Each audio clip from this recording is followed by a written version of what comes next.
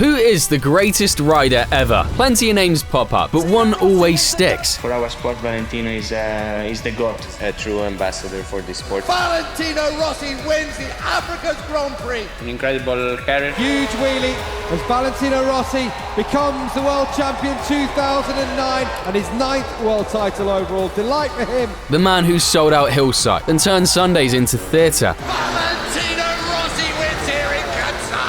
Did he change MotoGP, or did MotoGP bend around him? Let's find out. Picture Tavulia, small town, big hills, louder dreams. There's this kid on pocket bikes ripping round kart tracks while his dad, Graziano, leans on the fence with that proud and slightly terrified look. The number on the fairing is 46. It's a family thing that sticks, and pretty quickly so does everything else. The grin, the swagger, the feeling that the camera likes him almost as much as he likes the camera. Valentino grows fast, but his confidence grows quicker. The grin becomes part of the gear. The helmets get louder and the celebrations too. Even when the camera finds him, he treats it like a mate. Before anyone outside of Italy knew the name, he was stacking junior silverware, Italian wins, European trophies, the whole lot. And then, in '96, Aprilia called with a 125 seat and the kid turned it into his stage. There's Valentino Rossi, ahead of the experienced Spaniard. Rossi on the podium for the first time. 17-year-old Valentino Rossi wins his first Grand Prix. He's late braking like it's a dare. He's standing on pegs across the line because he knows he was born for this. In '97, just his second season, he lands his first world title in the 125s. Comes over the line though. He wins this race though. Of Valentino Rossi, who crosses the line with the most monumental wheelie on his Aprilia. Trying to get past. Wader's trying to sell him a dummy into the final. Long left-hander. Rossi leads into the corner. Rossi's going to win the race. Another win for the Italian in '97. And Rossi's the 125cc world champion for 1997. Italy roars and the yellow flags multiply. Naturally, he jumps to the 250s and doubles down on both his speed and his personality. He's got the same cheeky grin, but even sharper elbows. In '99, Rossi wraps up another title. At this point, the broadcast directions are simple. Find number 46 and stay on him. Nothing is more important. He wheelies over the line to win the Italian Grand Prix. 1999, this is going to be a fantastic win for Valentino Rossi. Rossi wins the race, but more importantly, he wins his second World Championship after his 125 glory. Fans could feel the shift at home. The vibe was different now. People who never watched the junior classes suddenly cared. The TV director lingers on formation lap. Kids copy the number. The sport doesn't change overnight, but the way it's perceived more or less flips on a dime. In 2000, it was time to move up a weight class. Same ring, but a completely different punch. It was time for 500 cubic centimeters of two-stroke fury in the meanest learning curve in racing. Honda calls. Valentino answers. The NSR 500 awaits, and we're about to find out if the grin holds up at 200 miles per hour. The first time you hear an NSR 500 at full tilt, you don't forget it. It doesn't purr, it snaps. No traction control, no kindness. If your right wrist gets greedy, it spits you out. That's the ring and weight class Valentino walks into, and somehow, he looks like he's been there for years. Yeah, it's his rookie season on the big bike, but he's learning fast. Elbows out, eyes up, the lines get tighter, the braking gets deeper, the risk feels calculated. You can see the racing brain kicking in. He starts threading passes in places where most riders wouldn't even try. For Valentino Rossi. He has got past Marlon. Over the top they go.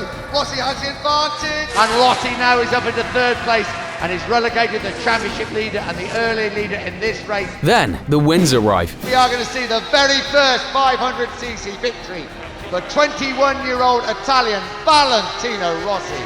Rossi wins the British Grand Prix here at Donington. The first one cracks the dam open. After that, it's like he's figured out the language of the 500. Weight the rear, float the front, live on the edge of grip and pretend it's a couch. He brings a little theatre to a bike that usually scares the shit out of you. The following season, Rossi cranks up the heat even further. He starts controlling races from the front. In the closing stages of races like Phillip Island, Pakisa and Rio, he finds that extra 0.5%. Who is going to win the race? They cross the line. It's Rossi.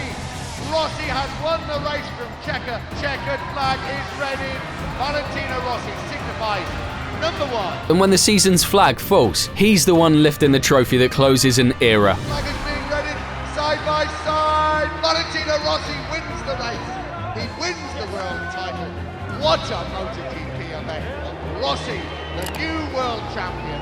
Rossi wins here in Australia. You feel the sport lean in. Everyone knows where to look. Fans show up in yellow and go home with no voice left. Every race turned into a concert, with Rossi headlining as the main act. And this is where the next chapter of superbikes begins. Out with the old and in with the new. Bigger motors, bigger stakes. And while the Honda in his box felt like a cheat code, the elbows beside him started to get pointier. Rivalries began to form and the racing felt more personal than ever.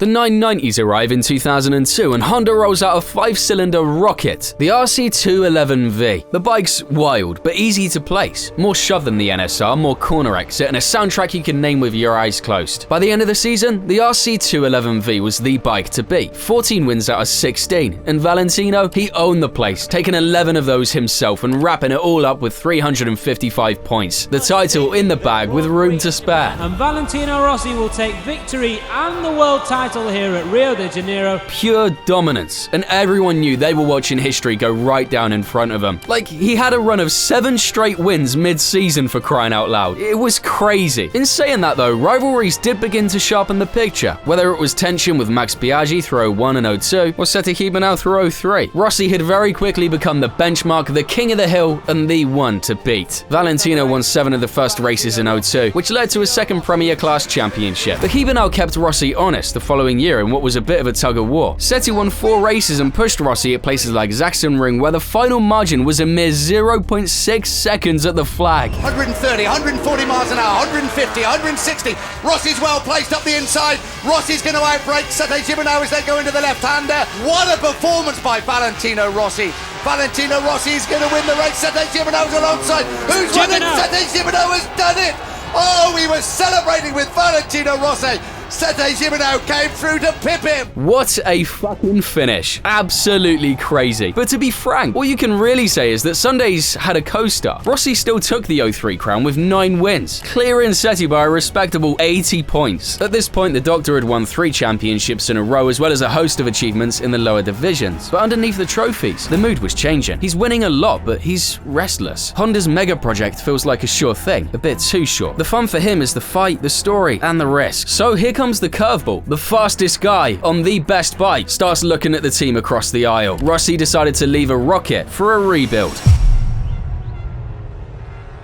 The big question is why? Who in their right mind leaves the most dominant bike in the world for a project everyone says is a long shot? Like, Honda's RC211V was a cheat code, and Yamaha hadn't taken a rider's title since Wayne Rainey in '92. Not to mention the fact that Valentino couldn't even test a new bike until New Year's Eve because of contract rules. Seems like a very strange move to say the least. Luckily, Rossi cleared things up. Winning on a Honda just wasn't fun anymore. But years later, he spilled even more tea. In 2022, he said, They didn't treat me like a champion. I had to thank them if I won. That's why I decided to leave. Awkward. Getting back to it though, the new Rossi era began in Velkom, South Africa for round 1 of the season. New colours but the same grin, and wouldn't you know it, he stuck it on pole. Then we got the duel you show your mates when they ask you why you love this sport. Rossi takes the flag by 0.2 of a second. A first race and a first win in the Yamaha blue. The checkered flag beckons the Doctor. The checkered flag is shown. Valentino Rossi wins the Africa's Grand Prix from Yamaha and from Max Biaggi. Against all the odds, in front of all the critics. Incredible. He became the first rider to win back-to-back Premier Class races on different manufacturers. He also became the first person in history to win the season opener 4 years in a row, breaking Honda's 10-race win streak in the process. The Doctor was here to operate, and the message he was sending was loud. The rider matters. Sorry, not sorry, Honda. Oh, and the rest of 2004? Well, it was a title run. 9 wins from 16 with 304 points. Yamaha takes the rider's crown after 12 years stuck in Honda's shadow. Here comes Rossi though on the brakes on the inside. Into the southern loop goes Valentino Rossi into the lead. 1 lap to go.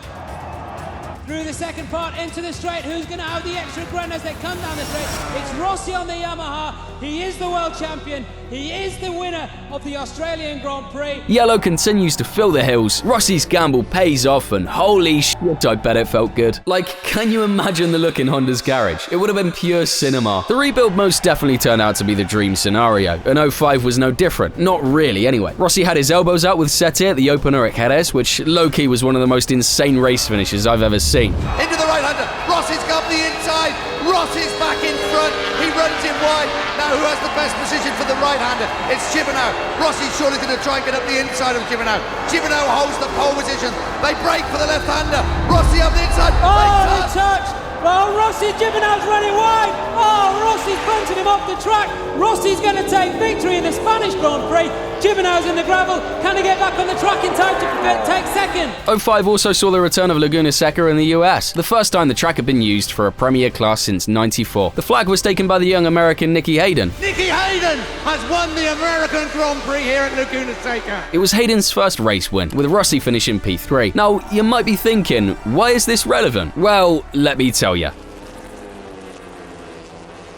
The following year, things didn't exactly go well for Rossi. Tiny errors got expensive, bad luck compounded, and the title fight went long. There were late heartbreaks. Elias is there, Rossi under the fairing, are absolutely side by side. They come over the start finish line now. Who is going to win the race? Antonio Elias wins! Valentino Rossi in second place. Things you can't plan for. Valentino Rossi is out. Valentino Rossi is out of the race.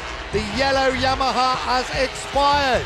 He was leading by 4.3 seconds. But Rossi is out of the race here in Le Mans. And that final round where disaster struck. Oh, Rossi's gone down. Rossi's down. Rossi's down. Rossi has crashed out. Rossi has lost the World Championship. Valentino Rossi has crashed out of the Valencia Grand Prix. With the heartbreak of Valencia, Rossi finished the season just 5 points shy of Nicky Hayden to finish second in the Drivers' Championship. And unfortunately for him, things didn't get any better. 07 arrived with a red rocket and a kid named Casey Stoner tearing up the timing screens. Ducati had straight line sting, Bridgestones were hanging on like glue, and Stoner took win after win. 10 of them if we're counting. Valentino fought his way to third come end of the season, but the ground beneath his feet had shifted. So he did what all greats do. He pivots. For 2008, Valentino takes a note out of Casey's book and moves from Michelin to Bridgestone tyres. And thank God the good doctor did. We finally saw the old craft come back, along with that cheeky grin. Midway through the 08 season at Laguna Seca, Rossi dropped one of the filthiest performances you'll ever see someone pull on a bike. And I mean that in the best way humanly possible. His battle with Stoner was truly one for the ages. And out they go for the US Grand Prix. It looks like a decent start from Rossi on second in the grid, also from Stoner just in front of him. Valentino Rossi goes through and leads in the US Grand Prix now. Stoner in second position once more, round the outside, going up the Rahal straight. Unbelievable stuff from Casey Stoner. And Rossi comes straight back at the corkscrew. We haven't seen action like this as Rossi runs off track and pushes Stoner wide. Lining up the last corner of the circuit. Stoner runs in wide.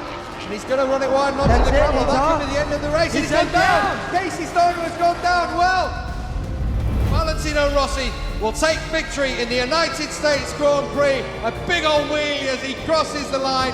A brilliant, brilliant performance from the past master, Valentino Rossi. You can see how much he loves that one. The stats tell you the rest. Rossi picked up his 6th title at the end of 08 and his 7th in 09. He'd found his second win and was once again racking up the checkered flags. But the bigger thing is what he proved. The guy knew how to adapt. But I want you to hold on to that feeling for a second, because Rossi's story is about to get human.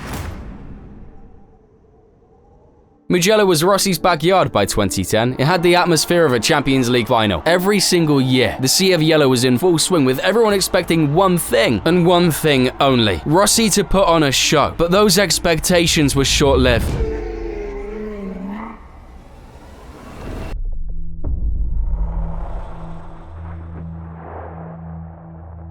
The collective gasp was insane. It didn't matter whether you were watching it in person, watching it on TV, hell, even listening to it on the radio. Everything just stopped. Valentino was rushed to the medical center for x-rays, while everyone held their breath, praying he'd be okay. Then came the news. He'd broken 2 bones in his leg. In an instant, the doctor who'd never needed a doctor was sidelined. That crash parked him for a whopping 6 weeks, where he missed 4 rounds of racing. The good doctor came back at Sachsenring to grind out a respectable P4, missing the podium thanks to a Casey Stoner overtake on the final corner. Stoner's going to come into the final corner and attack. Stoner goes through in turn 14. The injury essentially threw the season under the bus. There was no coming back from it. Rossi ended up finishing 3rd in the championship behind Lorenzo and Pedrosa. Valentino came back from injury in good stride, but the feeling wasn't the same. The aura had been cracked and he needed to pivot once more. So where? To Ducati, of course. It was his next impossible mountain to climb. An Italian team with an Italian bike for the Italian man. We are very happy and glad to announce that from next year,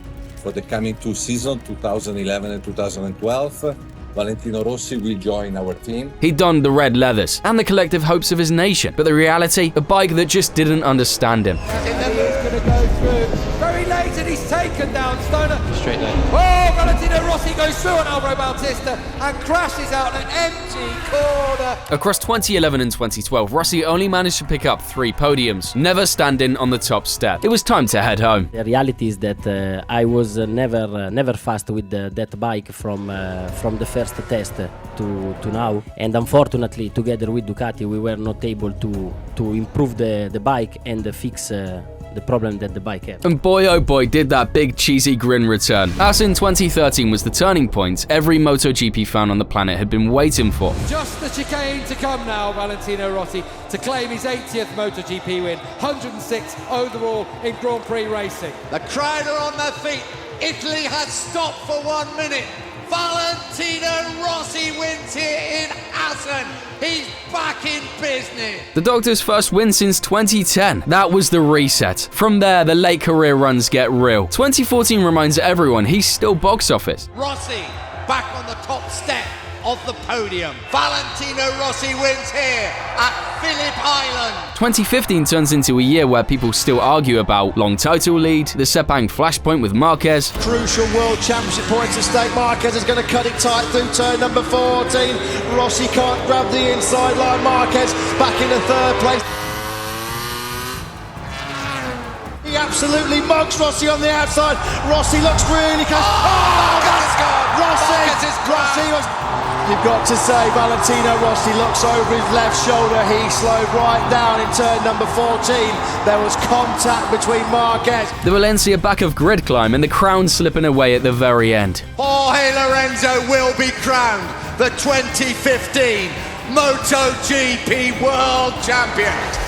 Valentino Rossi comes over the line. He put up a great fight, but Rossi is not the world champion. Then more chapters. Wins in 2016, a broken leg and a stubborn comeback in 2017. Stacks of podiums through 2018 and 19. One sweet podium in the wild 2020 season. Third for Rossi. He's back on the podium for the first time since Austin. And a final tour in 2021 with the wave, the smile, and the yellow wolves. Through it all, the camera never has to search very hard. And while his own results are raced off, the seeds he planted bloomed. Rossi had launched the VR46 Riders Academy back in 2014 to give Italian kids a proper pathway. Coaching, fitness, and racecraft all under one roof. Kids like Bagnaia, Morbidelli, Bezzecchi, and Marini, just to name a few. The hills kept wearing yellow. The culture stayed loud and stayed proud. And the legacy of Valentino Rossi lived on. In the end, he didn't step away because the camera's dim. He stepped away because his odometer had said enough. That's the difference with Valentino. He kept showing up until the sport felt as though it was shaped around him. When he finally said it was time, the room went quiet in that respectful way only racing can do. I decided to stop at the end of the season. So unfortunately, this will be the last half season as a MotoGP rider. Next year I will not race with the motorcycle. It's difficult, yes. It's a difficult decision, but you know, you need to understand. So what are we left with? A rider who bridged eras, 2 strokes to 4 strokes. He won with Honda and he won with Yamaha. Crosses the line to win the 2003 MotoGP World Championship. The huge wheelie as Valentino Rossi becomes the world champion 2009. He won young, he won older, and he showed a generation that personality belongs on a bike. 9 world titles, 7 in the top tier, over 100 Grand Prix wins, a yellow sea that turned hillsides into home games, celebrations that still live in your head. But the numbers don't explain why cameras kept finding him. It's the theatre of it, the passes that made your jaw drop, the courage to take on a struggling team that made you believe in the rider over the badge. He didn't just race well, he made racing feel bigger than a spreadsheet. And when he finally parked the number 46, the story didn't stop. The hills still wear yellow. Crowds still chant his name when he isn't there. So is he the greatest of all time? You can argue numbers all day. The reason people point to him is truly simpler than that. He changed how MotoGP looked, sounded, and felt. And if a sport keeps your heart rate up for 2 decades because of one rider, that's greatness to me. There will never be another Valentino Rossi, but there will always be another crash. If you want to check out some of the worst MotoGP crashes in history, click here. And as always, thank you for watching.